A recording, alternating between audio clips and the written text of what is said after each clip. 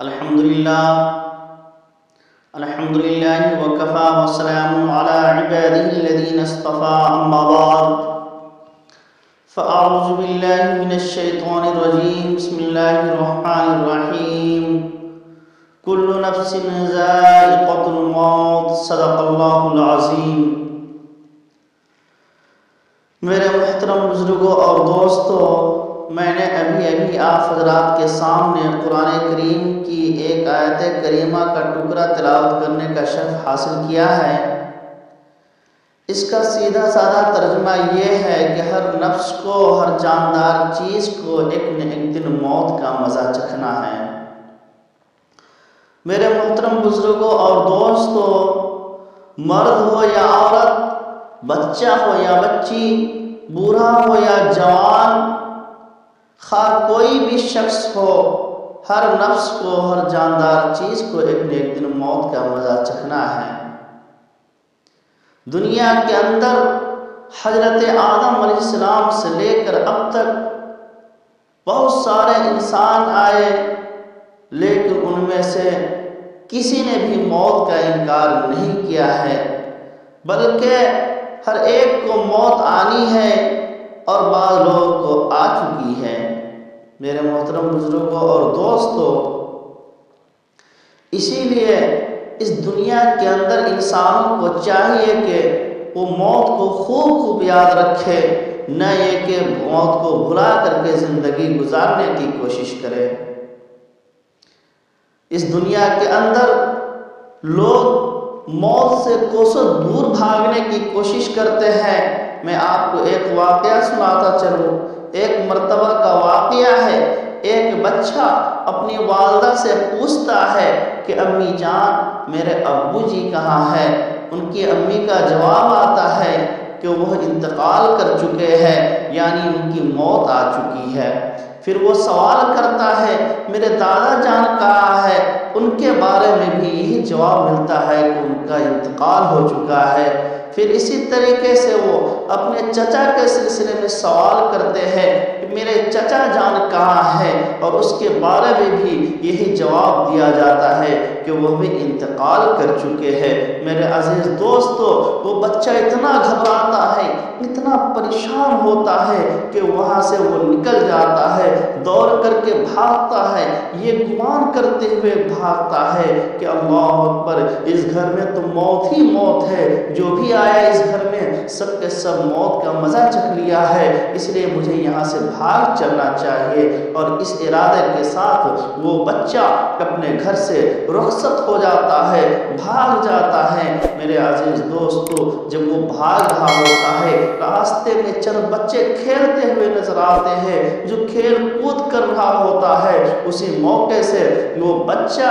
جب ان بچوں سے ملتا ہے، ان بچوں کی طرف سے جواب آتا ہے کہ میرے عزیز تم کہاں جا رہے ہو؟ آؤ میرے ساتھ کھیلو۔ جیسے ہی یہ بچہ اس کے سامنے کھڑا ہوتا ہے، کھڑا ہونے کے بعد گرد و غبار ان کے بدن پہ پڑتا ہے، اپنے آپ کو یہ بچہ اس گرد و غبار سے بچانے کی کوشش کرتا ہے۔ میرے عزیز دوستو، ان بچوں کی طرف سے جواب آتا ہے کہ آج تم ان گرد و غبار سے اپنے آپ کو بچا رہے ہو، سوچو جب تمہاری موت آ جائے گی اور موت کے بعد قبر کو اوپر لوگ تمہارے اوپر نہ جانے کتنے من مٹی ڈال دیں گے، اس وقت تمہارا کیا نتیجہ ہوگا، اس وقت تمہارا کیا انجام ہوگا؟ کیا تم اس وقت بھی ان گرد و غبار اور ان مٹیوں سے بھاگ سکتے ہو؟ میرے عزیز دوستو، جیسے ہی یہ بچہ سنتا ہے، پریشان ہوتا ہے، حیران ہوتا ہے اور کہنے لگتا ہے کہ اللہ اکبر، میں تو موت کے خوف سے، موت کے ڈر سے اپنے گھر سے بھاگ رہا ہوں، لیکن یہاں کیا دیکھتا ہوں؟ یہاں بھی موت ہی کا تذکرہ سن رہا ہوں۔ میرے عزیز دوستو، پھر وہ بچہ وہاں سے دوڑتا ہوا بھاگ جاتا ہے۔ جب وہ بھاگ رہا ہوتا ہے، بھاگتے بھاگتے ایک جنگل کے اندر پہنچتا ہے۔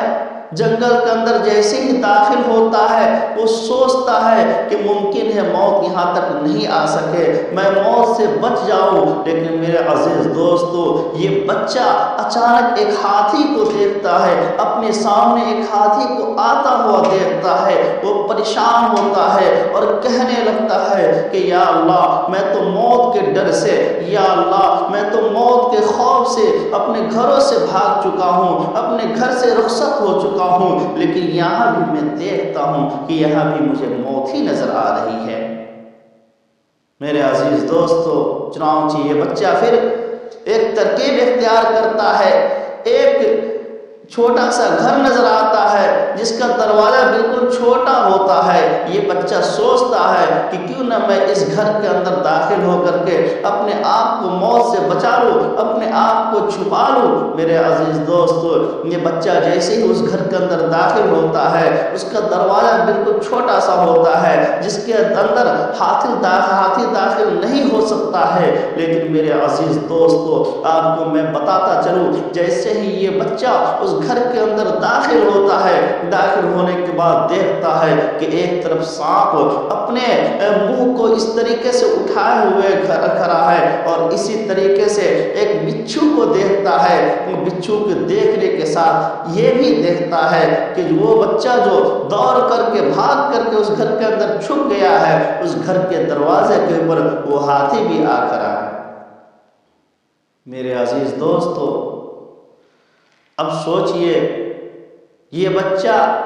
جو موت کے ڈر سے بھاگ رہا تھا، موت کا خوف کھا رہا تھا، اب انجام یہ ہے، نتیجہ یہ ہے کہ ان کو چاروں طرف سے موت ہی موت نظر آ رہی ہے۔ جس گھر کے اندر داخل ہوا وہاں سانپ بھی موت کی شکل میں ہے، بچھو بھی موت کی شکل میں ہے، اور اسی طریقے سے اس گھر کے دروازے پہ ہاتھی موت کی شکل میں ہے۔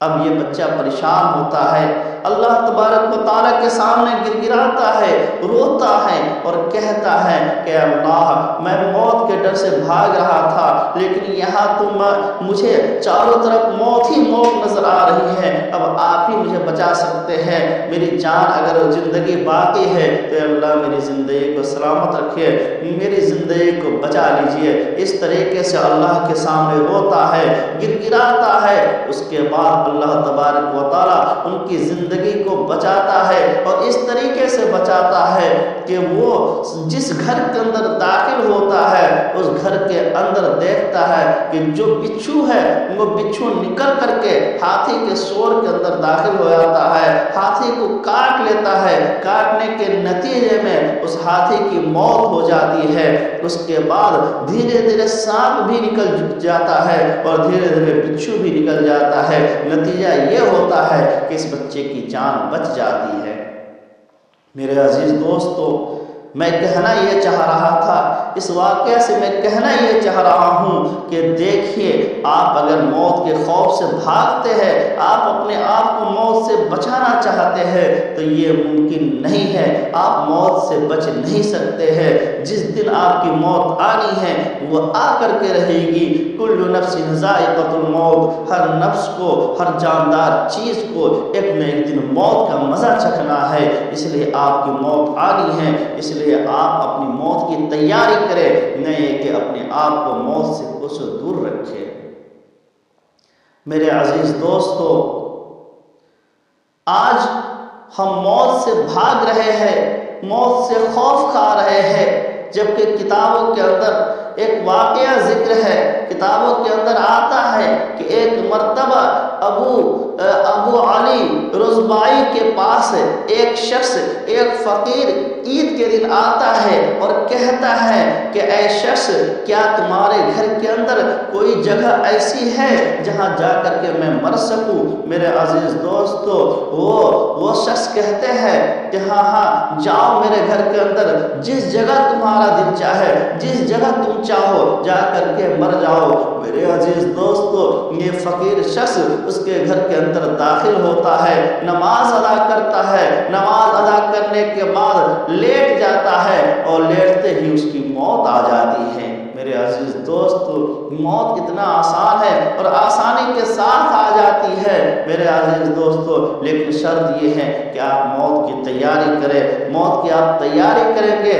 تو آسانی کے ساتھ آپ کی روح کو بھی قبض کیا جائے گا، اور آخرت کے جب سامان آپ کے پاس ہوں گے تو اخروی زندگی بھی اچھی ہوگی۔ اسی لیے آپ موت سے اپنے آپ کو بھگانے کے بجائے آپ کے لیے ضروری یہ ہے کہ آپ موت کی خوب تیاری کریں، اور موت کی تیاری کا مطلب یہی ہے کہ آپ اللہ تبارک و تعالیٰ کے بتائے ہوئے حکم کے مطابق زندگی گزارے، آقا صلی اللہ علیہ وسلم کے طور طریقے کے مطابق زندگی گزارے، نمازوں کا اہتمام کرے، قرآن شریف کی تلاوت کرے، اسی طریقے سے دیگر جتنے بھی امور ہیں ان تمام امور کو بجا لانے کی کوشش کرے۔ اگر آپ اس طریقے سے کرتے ہیں تو آپ واقعی اس دنیا کے اندر رہ کر کے اپنی آخرت کی تیاری کرنے والے ایک عقل مند انسان ہے، اور سچ یہی ہے کہ ایک عقل مند انسان اس دنیا میں رہ کر کے آخرت کی تیاری کرتا ہے۔ ورنہ میرے عزیز دوستو، اگر آپ اس دنیا کے اندر آخرت کی تیاری نہیں کرتے ہیں تو واقعی آپ نقصان اٹھانے والے ہیں، آپ گھاٹا اٹھانے والے ہیں، آپ خسارے میں ہوں گے۔ میرے عزیز دوستو، ایک مرتبہ ایک شخص جو کہ بہت بڑا آدمی تھا، بہت ہی امیر تھا، جب وہ اپنے مکان کی تعمیر کراتا ہے، مکان کی تعمیر کے موقع سے وہ شخص ایک پارٹی رکھتا ہے، لوگوں کے لیے کھانے پینے کا انتظام کرتا ہے۔ کھانے پینے کا جب انتظام ہو جاتا ہے، ایک بڑے تخت کے اوپر خود جلوہ افروز ہوتا ہے، بیٹھ جاتا ہے، اور بیٹھنے کے بعد سوچ رہا ہوتا ہے کہ میں نے اتنے سارے مالوں کو جمع کر رکھا ہے، اب مجھے کسی بھی چیز کی ضرورت نہیں ہے، اتنے سارے مال و زر ہیں کہ جس کے نتیجے میں سالوں تک اپنی زندگی خوشحالی کے ساتھ گزار سکتا ہوں۔ میرے عزیز دوستو، کھانے پینے کا انتظام کیا گیا، لوگ دور دراز سے آتے رہے، کھاتے رہے، یہ شخص تخت پہ جلوہ افروز تھا۔ اچانک دروازہ بند تھا، دروازے کے پاس دو دربان موجود ہوتے ہیں، دربان جب وہاں موجود تھا، اچانک سے دروازہ کو زوردار طریقے سے کھٹکھٹایا جاتا ہے۔ وہ دربان پریشان ہوتا ہے کہ آخر یہ کون شخص ہے کہ اتنے امیر آدمی کے دروازے کو اس طریقے سے کھٹکھٹا رہا ہے۔ میرے عزیز دوستو، جب ان کے دروازے کو کھٹکھٹایا جاتا ہے، جب ان کے دروازے کو کھٹکھٹایا جاتا ہے اور یہ کہا جاتا ہے کہ دروازہ کھولو، جب دروازہ کھولا جاتا ہے تو دیکھتا ہے کہ ایک فقیر شخص یہاں کھڑا ہے اور وہ اس طریقے سے دروازے کو کھٹکھٹا رہا ہے۔ وہ دربان بہت ہی غصہ ہوتا ہے، غصے کے عالم میں ان سے کہتا ہے کہ آخر تم نے ایسا کیوں کر دیا، آخر تم ایسا کیوں کر رہے ہو، آخر تمہاری کیا حیثیت ہے۔ میرے عزیز دوستو، وہ فقیر شخص کہتا ہے کہ دیکھو، جاؤ تم اپنے مالک کو بلا لاؤ۔ وہ دربان کہتا ہے کہ تم جیسے فقیر کے سامنے اپنے مالک کو بلا لاؤں۔ میرے عزیز دوستو،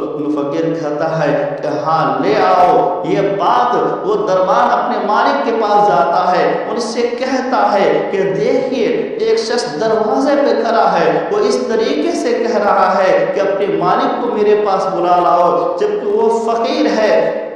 تندرست ہے، لاچار ہے، لیکن اس طریقے سے وہ کہہ رہا ہے کہ اپنے مالک کو بلا لاؤ۔ میرے عزیز دوستو، وہ مالک کہتا ہے کہ تم نے ان کے اس طریقے سے سوال کرنے کو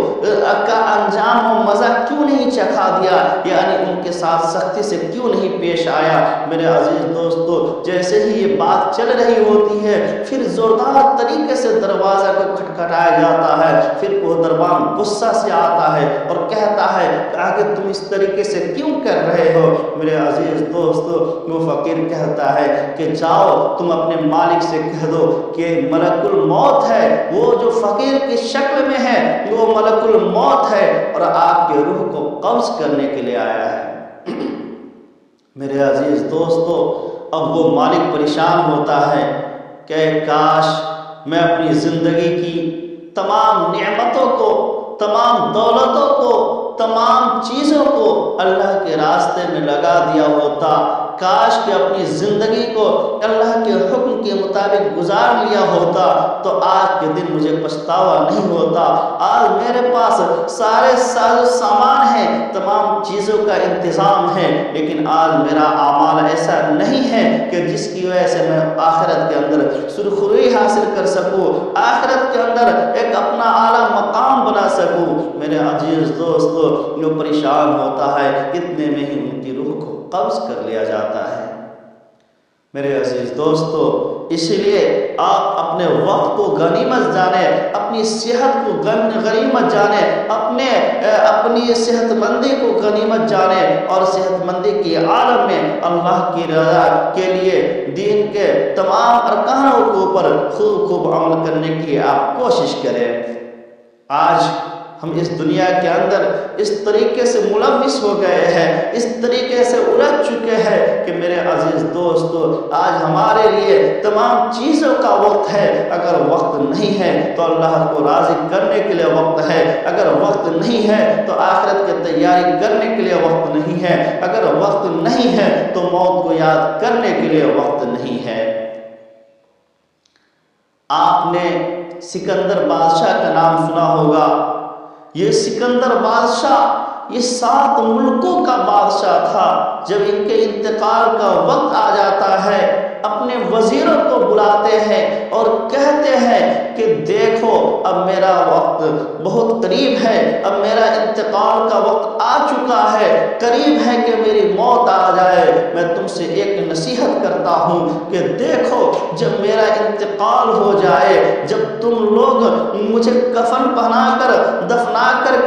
دفنانے کے لیے لے جاؤ، کفن پہنا کر دفنانے کے لیے لے جاؤ، تو ایسا کرنا، میرا ہاتھ کفن سے باہر نکال دینا۔ میرے عزیز دوستو، تمام وزراء پریشان ہوتے ہیں، حیران ہوتے ہیں، سوچنے لگتے ہیں اور یہ کہنے لگتے ہیں کہ آقا سلامت، آپ مجھے یہ کیا حکم فرما رہے ہیں، آپ مجھے یہ کیا کہہ رہے ہیں؟ آپ تو 7 ملکوں کا بادشاہ تھے، آپ اگر اس طریقے سے حکم کریں گے، جب لوگ دور دراز سے آئیں گے، جب آپ کا یہ منظر دیکھیں گے کہ کفن سے باہر آپ کا ہاتھ نکلا ہوا ہے، لوگ آپ کا مذاق اڑائیں گے کہ دیکھو یہ سکندر بادشاہ جو پوری زندگی دنیا کو حاصل کرنے کی کوشش کرتا رہا، لیکن جب آج یہ دنیا سے جا رہا ہے تو ابھی بھی اس کے اندر ایسی لالچی ہے کہ اپنے ہاتھ کو باہر نکالے ہوا ہے اور یہ کہہ رہا ہے کہ کاش ایک اور ملک مجھے حاصل ہو جائے۔ میرے عزیز دوستو، جب لوگ اس طریقے سے سوچیں گے تو ہماری بھی بے عزتی ہوگی، آپ کی بھی بے عزتی ہوگی، اس لیے آپ ایسا حکم نہیں فرمائیں۔ میرے عزیز دوستو، اب سکندر بادشاہ اپنے وزیروں سے کہتے ہیں کہ دیکھو آپ نے میری باتوں کو نہیں سمجھا، میں اس لیے نہیں کہہ رہا ہوں کہ ہاں میں 7 ملکوں کا بادشاہ ہونے کے ساتھ ساتھ اور ملکوں کو حاصل کرنا چاہتا ہوں، بلکہ یہ ہاتھ اس لیے نکالنے کا حکم دے رہا ہوں تاکہ اس دنیا والوں کو، اس دنیا جہاں والوں کو جو دنیا کو حاصل کرنے کے چکر میں لگے ہوئے ہیں، جو دنیا کو حاصل کرنے کی کوشش کر رہے ہیں، انہیں اس باتوں کا احساس ہو کہ دیکھو یہ 7 ملکوں کا بادشاہ تھا، لیکن جب آج یہ دنیا سے جا رہا ہے تو خالی ہاتھ جا رہا ہے، اس کے ہاتھ میں ایک سکہ بھی نہیں ہے۔ میرے عزیز دوستو، یہ ہے سکندر بادشاہ کی طرف سے وزیروں کا جو کہا گیا کہ میرا ہاتھ باہر نکال دینا، اس کا مقصد یہی ہے تاکہ دنیا جہاں والے مجھ سے عبرت حاصل کرے، آج ہم کہاں جا رہے ہیں، آج ہم دنیا کو حاصل کرنے میں لگے ہوئے ہیں۔ میرے محترم بزرگوں اور دوستو، آپ اس دنیا سے جب جائیں گے، جب آپ کا وقت قریب ہوگا، آپ کا انتقال ہو جائے گا، جب لوگ آپ کو دفن کر کے لوٹیں گے تو آپ سے قبر کے اندر 3 سوال بھی کیا جائے گا۔ اور یہ 3 سوال کا جواب آسانی سے آپ اسی وقت دے پائیں گے جب آپ کے اعمال اچھے ہوں گے، آپ کے اخلاق اچھے ہوں گے، آپ کے کردار اچھے ہوں گے، آپ آخرت کی خوب تیاری کیے ہوں گے، تو آپ آسانی کے ساتھ ان 3 سوالوں کا جواب دے دیں گے۔ پہلا سوال یہ ہوگا مر رب کا، تیرا رب کون ہے؟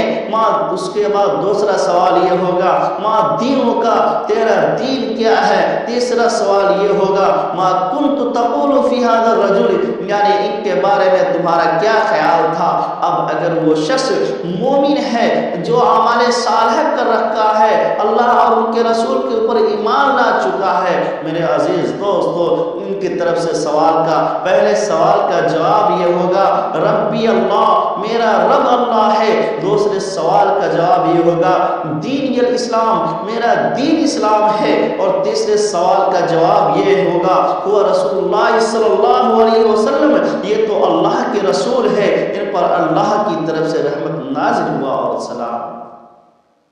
اب غیب سے آواز آئے گی کہ میرے بندہ نے سچ کہا ہے، اس کے لیے جنت کا بچھونا بچھا دو، جنت کا کپڑا پہنا دو اور جنت کا دروازہ کھول دو۔ اب تا قیامت جنت کی نعمتوں سے یہ مالا مال ہوتے رہیں گے، جنت کی خوشبو آتی رہیں گی اور فرشتے کہیں گے سو جاؤ، جیسے دلہا سوتا ہے، اور تا حد نکاح ان کی قبر کو کشادہ کر دیا جائے گا۔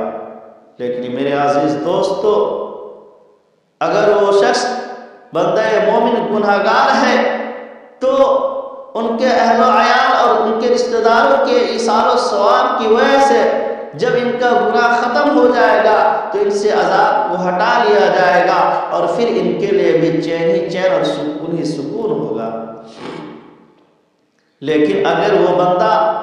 مومن نہیں بلکہ کافر ہے تو ان 3 سوالوں کا جواب نہیں دے سکے گا، اور وہ کہے گا ہاں ہاں ہاں ہاں لا ادری، افسوس مجھے تو کچھ معلوم نہیں ہے۔ میرے عزیز دوستو، اب غیب سے آواز آئے گی کہ یہ جھوٹا ہے، اس کے لیے آگ کا بچھونا بچھا دو، آگ کا کپڑا پہنا دو اور جہنم کا دروازہ کھول دو۔ اب جہنم کی گرمی سے لپٹ پہنچے گی اور عذاب دینے کے لیے 2 فرشتے مقرر ہوں گے جو پوری طریقے سے سزا دے رہے ہوں گے، اور اس طریقے سے تا قیامت انہیں سانپ بچھو کاٹتے رہیں گے اور مختلف طرح کے عذابوں کا انہیں سامنا کرنا پڑے گا۔ میرے عزیز دوستو، اس لیے ضرورت ہے اس بات کی کہ آپ ایک تو موت کی خوب تیاری کریں تاکہ آخرت میں آپ کو ایک اچھا مقام مل سکے، آخرت میں آپ کامیابی حاصل کر سکے۔ اور اسی طریقے سے ایک دوسری بات یہ ہے کہ جب آپ کے رشتہ دار، آپ کے اہل و عیال میں سے کوئی شخص کا انتقال ہو جائے تو ان کے لیے خوب ایثار و ثواب کرے۔ ایثار و ثواب آپ کرتے ہیں تو یہی چیز ان کے لیے بخشش اور مغفرت کا ذریعہ بن سکتا ہے۔ حضرت حسن بصری رحمۃ اللہ علیہ کی خدمت میں ایک عورت آتی ہے اور کہتی ہے کہ حضرت میری ایک لڑکی تھی جسے میں بہت زیادہ چاہتی تھی، ایک ایسا وقت آیا کہ ان کا انتقال ہو گیا، میں چاہتی ہوں کہ انہیں خواب میں دیکھوں، کوئی تدبیر ہے تو بتائیے۔ حضرت حسن بصری رحمۃ اللہ علیہ فرماتے ہیں کہ جاؤ کچھ صدقہ اور خیرات کرو اور 2 رکعت نفل پڑھو اور درود پاک پڑھتے پڑھتے سو جاؤ۔ یہ عورت گھر جاتی ہے، ایسا ہی کرتی ہے اور نماز پڑھتی ہے، درود پاک پڑھتے پڑھتے سو جاتی ہے۔ میرے عزیز دوستو، رات میں خواب کے اندر اپنی لڑکی کو دیکھتی ہے کہ وہ دوزخ کے سخت عذاب میں مبتلا ہے اور انہیں مختلف پریشانیوں کا سامنا کرنا پڑ رہا ہے۔ میرے عزیز دوستو، یہ عورت حضرت حسن بصری رحمۃ اللہ علیہ کی خدمت میں دوڑ کر آتی ہے اور کہتی ہے کہ حضرت میں نے آپ کی دعا سے،